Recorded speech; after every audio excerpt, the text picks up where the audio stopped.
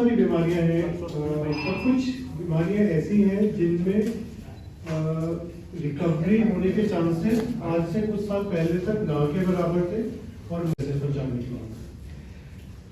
जो डिजीज है, जो बीमारी है जिसके बारे में मैं बात करना चाहता हूँ वो है ब्रेन स्ट्रोक। अब आप यहाँ पे जितने भी लोग हैं सबको हार्ट अटैक के बारे में मालूम होगा। अगर मैं पूछता हूँ कि हार्ट अटैक क्यों होता है, कैसे होता है, कैसे पहचान है, every one of you will tell you कि लेफ्ट साइड पे पेन होती है, यहाँ पे टाइटनिंग होती है, दिल की धड़कन बढ़ जाती है, तो हार्ट अटैक हम सस्पेक्ट करते हैं। पर यही चीज़ अगर मैं आपसे ब्रेन स्ट्रोक के बारे में पूछूं या ब्रेन अटैक के बारे में पूछूं कि ब्रेन अटैक अगर किसी को हो रहा है तो आप कैसे पहचानेंगे, तो ये जागरूकता कम होगी। आई एम श्योर, बिकॉज मैं जितनी भी जगह बात करता हूँ 10 में से 1 या 2 लोगों को पता है फॉर श्योर कि ब्रेन स्ट्रोक कैसा दिखता है या उसको कैसे पहचानना है, तो वहां से स्टार्ट करेंगे। तो ये कोई अनकॉमन बीमारी नहीं है। वर्ल्ड स्ट्रोक एसोसिएशन कहती है कि 4 में से 1 व्यक्ति को स्ट्रोक होने का रिस्क है। मतलब 25% of the population is at risk of stroke during their life time. तो इतनी ज्यादा कॉमन है।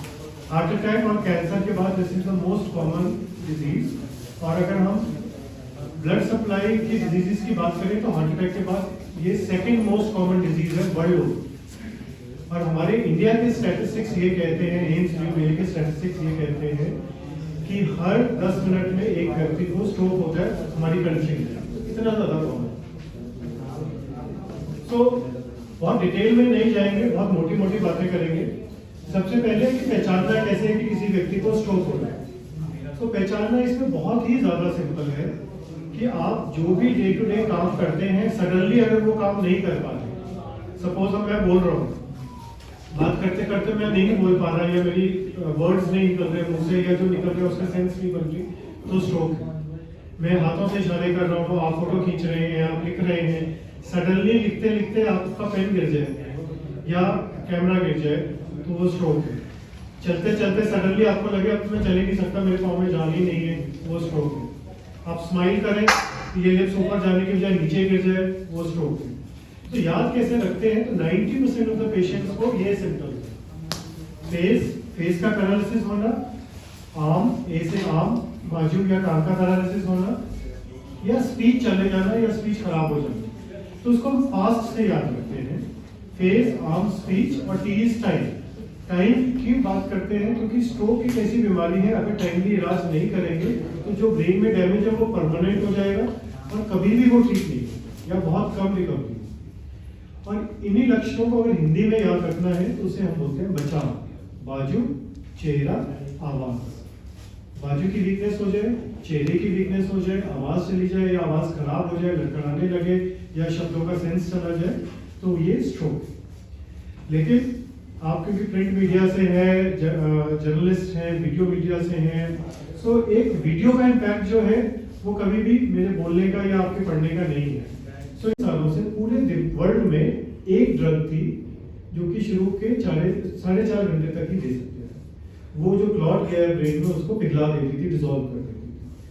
तो वो जो टाइम विंडो थी वो 4.5 घंटे की थी। और ये मुझे भी मालूम है, आप सबको भी मालूम है कि 4.5 घंटे में बीमारी को रिकॉग्नाइज करना, उसको डायग्नोज करना और ट्रीट करना with in 4.5 hours almost impossible है। इसीलिए इवन इन डेवलप्ड कंट्रीज 2 से 3% स्ट्रोक के पेशेंट्स को ट्रीटमेंट मिल पाती थी, डेफिनेटिव ट्रीटमेंट, और हमारे कंट्री में उसका रेशो, उसकी परसेंटेज 1% से भी कम थी। लेकिन जो न्यू टेक्निक आई है उसको हम 24 आवर्स तक पेशेंट को ट्रीट कर सकते हैं। वो नई ट्रीटमेंट क्या है, अब हम बात करें कि ब्रेन में क्लॉट है, तो कितना अच्छा हो कि हम उस क्लॉट को पकड़ के फिजिकली निकाल सकें। तो सुनने में तो आसान है, लेकिन उसके लिए ब्रेन खोलना पड़ेगा, अंदर जाना पड़ेगा, क्लॉट निकालना पड़ेगा।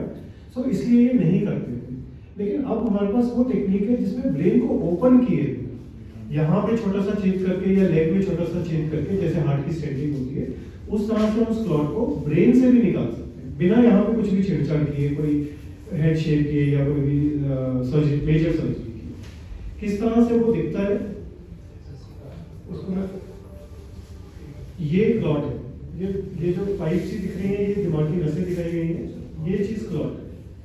सो ये जो रेड कलर का पीछे क्लॉट है, इसको हम एक ट्यूब से क्रॉस कर जाते हैं और यहाँ पर एक चीज डालते हैं जो एक तरह का स्टेंट है। डिफरेंस क्या है हार्ट से, ये हम स्टेंट लेके आते हैं यहाँ पे और ये ट्यूब को हटा के स्टेंट को इस क्लॉट के ऊपर ओपन करते हैं इस तरह से। ये काफी बड़े जूम करके बनाया गया, ये बहुत ही पतली पतली चीजें या बहुत ही बारीक चीजें हैं। एक बार स्टेंट खोल दिया तो इसके थ्रू ये चैनल बन गया, यहाँ पे फ्लो जाता है, लेकिन क्लॉट अभी भी अंदर है। सो ये जो स्टेंट है इसकी एक खासियत है कि वो इस क्लॉट को ट्रैप कर लेता है और उसको हम पुल आउट कर सकते हैं। ये अंदर नहीं छोड़ते, स्टेंट को अंदर नहीं छोड़ते। एक बार स्टेंट डाल दिया, क्लॉट को से पकड़ लिया, चैनल क्रिएट कर लिया, इस तरह से we can pull it. So technically it is very simple है। ये बहुत हाई एंड सर्जरी, बहुत जगहों पे नहीं है, लेकिन इसके माध्यम से जो एक बड़ा बेनिफिट हुआ है पेशेंट्स को कि 24 आवर्स की विंडो मिल गई। तो 24 घंटे एक बहुत रीजनेबल टाइम है जिसमें पेशेंट हॉस्पिटल पहुंच सकता है, डॉक्टर डायग्नोसिस कर सकता है और हम जो पैरालिसिस है उसको रिकवरी का चांस है। और थ्रोम्बस या क्लॉट को निकालते हैं तो मैकेनिकल थ्रोम्बेक्टमी होगी। ये एक्चुअल इमेजेस है पेशेंट की। इसके अंदर अगर आप देखेंगे तो ये दिमाग की नसें हैं, जो काली काली दिख रही है सारी दिमाग की नसें हैं। इस एरिया में बिल्कुल ब्लड सप्लाई नहीं आ रही। स्टेंट तो शायद नहीं देख पाएंगे आप, यहाँ पे ये डॉट्स हैं छोटे छोटे, तो ये स्टेंट से पकड़ के ये एक्चुअल रिकॉर्डेड इमेजेस हैं। तो ये जैसे भी वीडियो में खींचा था बाहर, ये जो ट्यूब सी दिख रही है आपको, इसका ये और ये नस खोलने के बाद इतनी बड़ी नस बंद, और जो चीज निकलती है अंदर से इस तरह से, ये वो स्टेंट है, एक्चुअल स्टेंट जिसमें ये क्लॉट फंसा हुआ है। तो इस तरह से अब हम ब्रेन में जो क्लॉट्स हैं उसको निकाल सकते हैं, ना सिर्फ 4 घंटे तक, 24 घंटे तक। पर इसका मतलब ये नहीं कि किसी को रात को स्ट्रोक है तो सुबह जाए या सुबह स्ट्रोक है तो शाम को जाए, बिकॉज ब्रेन में जो डैमेज है वो कॉन्टिन्यूसली होता जाएगा।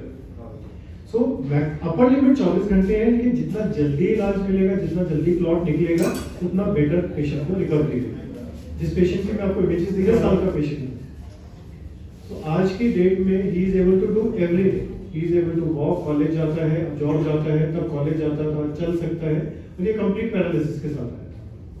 तो इस तरह के रिजल्ट हम बहुत फ्रीक्वेंटली इस टेक्निक से देखते हैं। 20% पेशेंट्स ऐसे हैं कि डॉक्टर की हम तो 2 घंटे के अंदर हॉस्पिटल पहुंच गए थे, डॉक्टर को लगा स्ट्रोक है, उसने बोला एमआरआई करा के जाओ। एमआरआई करवा के उसकी रिपोर्ट आने में 4 घंटे लगे। उन्होंने सेंटर में भेजा, वहाँ पे एमआरआई हुई, हम वापस आ गए हॉस्पिटल में, एमआरआई की रिपोर्ट और 2 घंटे बाद आई, फिल्में आई, साथ साथ आ गई, रिपोर्ट 2 घंटे बाद आई, डॉक्टर ने और 1 घंटे बाद देखा, 6-7 घंटे 8 घंटे उसी में निकल गए, डायग्नोसिस बनने में निकल। सो स्ट्रोक और हार्ट अटैक ये दोनों चीजें टाइम सेंसिटिव है। इसके लिए आपको उस हॉस्पिटल जाना है जहाँ पे इसकी ट्रीटमेंट से रिलेटेड सारी सुविधाएं 24/7। वो सुविधाएं क्या हैं जो होनी चाहिए? इमरजेंसी होना जरूरी है, रेडियोलॉजी सर्विसेज उसी हॉस्पिटल में होना चाहिए और 24/7 होना चाहिए। कोई रात को 4 बजे स्ट्रोक आया तो कोई घर से आके देखेगा, उससे नहीं होगा। आईसीयू इमरजेंसी 24/7 होना है, और 3 medical doctors, 3 specialities, neurology, neurosurgery और neuro intervention. I am a neuro interventionist. जब ब्रेन से कुछ निकालना है या रिपेयर करना है उसको न्यूरो इंटरवेंशन करते हैं। ये सारी सर्जरी, ये सारी सुविधाएं अलॉन्ग विद फिजियोथेरेपी, रिहैबिलिटेशन जिस भी हॉस्पिटल में 24/7 365 डेज अवेलेबल है, वो stroke ready hospital. Government already accreditation के लिए कि गवर्नमेंट ही बोल दे कि ये स्ट्रोक रेडी हॉस्पिटल है, ये stroke ready hospital tertiary care के लिए है, ये प्राइमरी केयर के लिए है, पर अभी उसको थोड़ा टाइम लगेगा। अभी ये प्रोसेस स्टार्ट हुआ है, गाइडलाइंस बनी है, तो धीरे धीरे जैसे आप लोग देखते हैं कि NABH हॉस्पिटल है तो अच्छा होगा, लैब NABL है तो अच्छी होगी, ऐसे ही हॉस्पिटल्स में भी आप चूज कर पाओगे गूगल सर्च करके कि स्ट्रोक रेडी हॉस्पिटल कौन सा है। हर कोई बोलेगा हम स्ट्रोक रेडी है, हर हॉस्पिटल बोलेगा स्ट्रोक रेडी है, पर इस इंफॉर्मेशन से खुद ही डिसाइड कर पाओगे स्ट्रोक रेडी है कि नहीं। गवर्नमेंट एक्रेडिटेशन या जो जैसे ISI एक्रेडिटेशन होती है, उस तरह की इंडियन एसोसिएशंस की एक्रेडिटेशन जल्दी आने वाले सालों में हॉस्पिटल्स में होगी। सो वो कितना इफेक्टिव होती है, किस हद तक इफेक्टिव है? अफीम का बिल्कुल 0 रोल है। क्यों वो इतना ज्यादा कॉमन क्यों है? जब भी स्ट्रोक होता है या ब्लड वेसल्स की और भी जगहों में अफीम दिया जाता है, खून की जब भी कोई प्रॉब्लम एंटीसिपेट करते हैं, अफीम एक नार्कोटिक, उसे नींद आती है या पेन चली जाती है तो पेशेंट को एक वेलबींग की फीलिंग होती है। लेकिन अगर बड़ा स्ट्रोक है, बड़ी नस बंद है, वो अफीम से नहीं खुलेगी। कितने ही patients I am doing this for last 20 years, almost 15 साल तक मैं 15-18 साल तक I was in PGI, I was doing there, अभी मैं फोर्टिस में हूँ। सो कोई साइंटिफिक एविडेंस नहीं है कि अफीम लेने से ठीक होता है, और बहुत सारे पेशेंट अफीम लेने के बाद मेरे पास आते हैं, तब भी हम यही ट्रीटमेंट करते हैं। फर्स्ट एड दे के सकते हैं कोई ਤੁਹਾਡੇ मुताबिक कोई there is no first aid. उसका रीजन क्या है? कुछ लोग कहते हैं कि एस्पिरिन दे दो, खून पतला कर दो, शायद पेशेंट का क्लॉट खुल जाए, लेकिन इसी से मिलते जुलता एक और ब्रेन अटैक है जिसमें ब्रेन में ब्लीडिंग हो जाती है। तो अगर ब्रेन में ब्लीडिंग हुई भी और आपने खून पतला करने की कोई मेडिसिन दे दी, अफीम दी, वो ब्लीडिंग बढ़ जाएगी, जान को खतरा हो सकता है। फर्स्ट एड नहीं है। इसके बारे में जानना कि क्या कैसे पता जो चीजें मैंने बताई कि सिम्टम्स क्या हैं, और nearest hospital, that is the best way. वैसे अफीम नुकसानदेह में क्या ज्यादा होगी, इसमें बिल्कुल स्लो कर देती है उसको प्रोसेस को। नहीं, डिजीज को तो अफीम ना फायदा, मेडिकली उसको ड्रग्स के लिए यूज किया जाता है, बट वो अफीम नहीं है जो घर में खाते हैं। वो उसकी कंसंट्रेशन क्या है, कैसे बनी है, उसके अंदर क्या है, नोबडी नोस। सो स्ट्रोक में अफीम का रोल जीरो है। अच्छा सर, क्लॉटिंग ना हो इसके लिए कुछ है कि आदमी पहले परहेज करे? लेकिन हर एक को तो क्लॉटिंग नहीं होती है ना। क्लॉटिंग होने के हमेशा कोई ना कोई होता है। हार्ट की धड़कन जो है अगर रेगुलर नहीं है, ऐसे धक धक धक धक ना करके ऐसे धक धक धक ऐसे हो जाए, तो खून जो अच्छे से पंप नहीं होता, हार्ट में रुकता है, वो जम जाता है, क्लॉट कर जाता है, और वो फ्लो के साथ ब्रेन में जाता है। सो हार्ट डिजीज के पेशेंट्स के लिए बहुत जरूरी है कि जो भी उनकी हार्ट की कंडीशन है उसको प्रॉपर्ली मैनेज करें, इग्नोर ना करें, और जो रिस्क फैक्टर्स हैं उनको कम करें। खून पतला पहले से ही करके रखें, उसका एडवांटेज नहीं है, बिकॉज खून पतला करने में ब्लीडिंग का भी तो रिस्क है ना। तो ऐसे नहीं है कि हम कोई मेडिसिन देके खून पहले कर एस्पिरिन से सकते सर खून पतला होता है वैसे, जैसे कहा जाता है कि बहुत से लोग खाते हैं। नहीं, एस्पिरिन रूटीनली खाने की कोई मेडिकल रिकमेंडेशन नहीं है। जिस पेशेंट को चाहिए एस्पिरिन, स्ट्रोक के लिए चाहिए, हार्ट अटैक के लिए चाहिए, कोई नस में ब्लॉकेज है उसके लिए चाहिए, उसके लिए देते हैं। खून पतला करना हम जब भी बात करें, दो चीजें होंगी, या तो वो 5 मिनट के अंदर 5-10 मिनट में रिकवर हो जाएगा, या वैसे का वैसे ही जाएगा। अगर रिकवर हो जाता है उसको हम मिनी स्ट्रोक बोलते हैं, वो भी स्ट्रोक है। रिकवर नहीं होता तो मेजर स्ट्रोक है ही। तो आप घर पे नहीं कुछ कर सकते।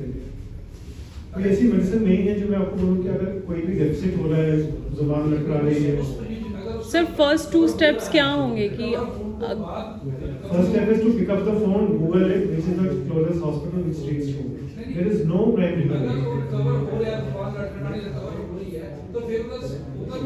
उसका नहीं, वही वो जो मिनी स्ट्रोक है, अगर अपने आप रिकवर हो गया, बाजू नहीं चल रही, 5 मिनट में अपने आप ठीक हो गई, जुबान लटका रही अपने आप ठीक हो गई, that is the warning stroke. That means के अंदर कुछ तो गड़बड़ है, लेकिन बॉडी ने उसको कंट्रोल कर लिया। उस केसेस में हम सीटी और एमआरआई करके, ब्लड टेस्ट करके एक बार, एंड हार्ट की स्क्रीनिंग करके एक बार इंश्योर करते हैं कि अंदर सब कुछ ठीक ठाक है। और डॉक्टर साहब एक ऐसा सही केसेस जिनमें डॉक्टर मरीज या पैरालाइज्ड है या किसी को, मैं किसी के लिए अच्छा बुरा नहीं बोलता। अगर किसी के पास स्ट्रोक का ऐसा ट्रीटमेंट है कि 2 टीके से 500 रुपए 1000 रुपए से ठीक हो जाता है, वो यहाँ नहीं होता, इसको नोबेल प्राइज मिला होता अमेरिका में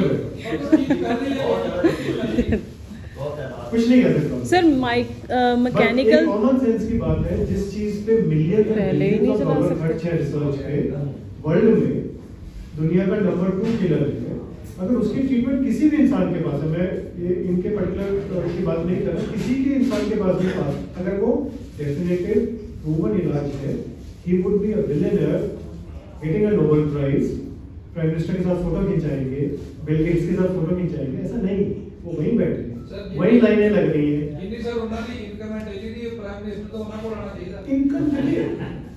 इनकम इज सेकेंडरी। बात ये है कि अगर कोई भी चीज है, अगर उसका डेफिनेटिव इलाज इसी रीजन में है या फोर्टिस की अदर ब्रांचेस में अवेलेबल है? पैन फोर्टिस अभी हमारे रीजन में जितने भी फोर्टिस हैं अभी सिर्फ चंडीगढ़ में है, इसके स्पेशलिस्ट बहुत कम है। सो जहाँ पे पीजीआई में जिस डिपार्टमेंट में ये होती है, आई वाज हेडिंग दैट, तो कुछ जगहों पे अभी स्टार्ट होने के चांसेस हैं, मेरे कुछ स्टूडेंट्स हैं जो भी स्टार्ट कर रहे हैं, बट राइट नाउ सिर्फ हमारे डॉक्टर साहब कई बार